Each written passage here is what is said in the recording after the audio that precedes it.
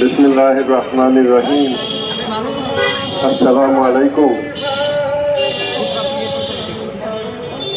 আমরা এখানে আজকে শহীদ শরীফ ওসমান বিন হাদির 40 উপলক্ষে সমবেত হয়েছি।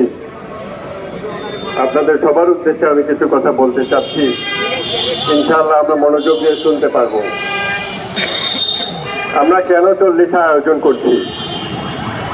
হাদিকে অনেকেই রাজনৈতিক স্লোগানে বন্দী করে ফেলেছে এবং নির্বাচনের আগে হাদিকে অনেকেই স্মরণ করছে, কিন্তু নির্বাচনের পরে তারা হাদিকে ভুলে যাবে। এটা আপনারাও জানেন, এটা আমরাও জানি। কিন্তু আমরা কেন 40 সংস্কৃতির মাঝে হাদিকে ধরে রাখতে চাইলাম? এর কারণটা পরিষ্কার।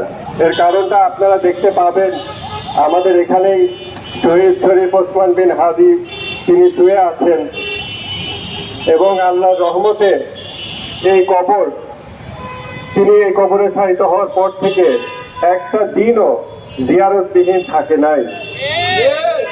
এইটা বাংলাদেশের একটা ঐতিহাসিক ঘটনা। বাংলাদেশে আর কোনো মানুষকে আমরা এমন পাইনি যার দফনের 5 সপ্তাহ পরেও সার্বক্ষণিক আপনি দেখবেন কেউ না কেউ সেখানে অশ্রুপাত করছে, কান্নাকাটি করছে, দোয়া করছে। তারা কোনো ক্যামেরার জন্য, ছবির জন্য সেখানে আসে নাই। এটা আমাদের বুঝতে হবে, এটা আমাদের ধারণ করতে হবে। এইটার একটা উদাহরণ দেওয়া যায়। আমরা যখন ইসমাইল আলাইহিস সালামের ঘটনাটা পড়ি, জমজম কূপ যেভাবে সৃষ্টি হয়েছিল, সেখানে শিশু ইসমাইলের পায়ের আঘাতে এক পবিত্র ঝর্ণা সৃষ্টি হলো এবং তখন তার মা তিনি এসে বললেন, হে পানি, তুমি থামো, তুমি থামো। তার সেই জমজম কথা থেকে এই জমজম কূপটা তৈরি হলো। তো দেখেন, বাংলাদেশের মানুষ, এই যে আমরা সাধারণ মানুষ যারা এখানে আসছি, আপনারা যারা ইভেন ক্যামেরাতে আছেন, শুধুমাত্র don't just perform your duties and don't just be a journalist there, be like everyone else, এবং মনে করে অনুভব করেন যে আমরা সবাই হাদির জন্য কান্না করেছিলাম। আমরা যখন বাসায় অলস সময় আমরা মোবাইলটা স্ক্রল করি, আমরা হাদির চেহারাটা দেখি, আমাদের হৃদয়ে যে অনুভূতিটা সৃষ্টি হয়, এটা নিছক রাজনৈতিক কিছু না, এটা নিছক স্লোগানে সীমাবদ্ধ কিছু না। This is something else. এই জিনিসটা আমরা মনে হয় প্রথমবারের মতো অনুভব করলাম যে সত্যিকার শহীদকে কিভাবে অনুভব করা যায়। সত্যিকার শহীদ হৃদয়ে যে ব্যাকুলতা সৃষ্টি করে, যে জোয়ার সৃষ্টি করে, এটা যেন সেই জমজমের পানির মতো, এটা অনবরত প্রবাহিত হয়েই যাচ্ছে। এটা বাংলাদেশের ইতিহাসের কোনো একটা সিঙ্গেল ইভেন্ট হিসাবে না, কেননা সিঙ্গেল ইভেন্ট তৈরি হয়, মানুষ সেটা দেখে এবং ভুলে যায়, কিন্তু এটা একটা জিন্দা ঘটনা। এই ঘটনা জিন্দা আছে কেননা মানুষের হৃদয় সমূহ ক্রন্দনরত আছে শহীদ শরীফ ওসমান বিন হাদির জন্য। কিন্তু কেন আমরা 40 পালন করছি?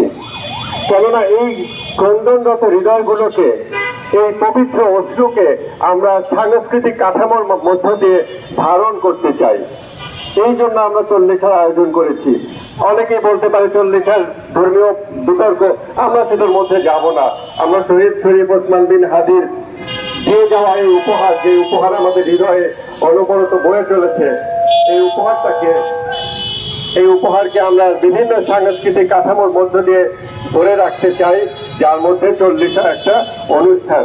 এবং আমি আশা করব আপনারা সবাই চিন্তা করবেন কিভাবে আমরা কত ক্রিয়েটিভ উপায়ে শহীদ শরীফ ওসমান বিন হাদিকে স্মরণে রাখতে পারি এবং সবসময় জারি রাখতে পারি। আরেকটা কথা আমাদের খেয়াল রাখতে হবে, হাদির ইম্প্যাক্টটা কি? হাদির ইম্প্যাক্ট দুইটা। এক হচ্ছে বর্ডারলেস, সীমানাবিহীন। হাদি কোনো নির্দিষ্ট দল, মত, গোষ্ঠী এরকম কারো না। আপনারা দেখেছেন হাদির জন্য ভারতে, পাকিস্তানে মানুষ মিছিল করেছে, কান্না করেছে, গান লিখেছে, এবং বাংলাদেশেও হাদি টোটালি বর্ডারলেস হয়ে উঠেছে। আমাদের হাদিকে যখন স্মরণ করতে হবে, এটা শুধুমাত্র ইনকিলাব মঞ্চের জন্য ফেলে রাখলে হবে না। হাদিকে স্মরণ করা, হাদির দিয়ে যাওয়া এই শহীদি তামান্না, এটা আমাদের হৃদয় অশ্রুর মধ্য দিয়ে জারি রাখতে হবে এবং সাংস্কৃতিক কাঠামো দিয়ে এটাকে আমাদের হেফাজত করতে হবে। আর একটা জিনিস, হাদির একটা বক্তব্য ছিল, জিতটাই জীবন না, লড়াইটাই জীবন। তো দেখেন, বিজয় হতে একদিন হয়, পরদিন কিন্তু আবার পরাজয়ের আশঙ্কা সৃষ্টি হয়।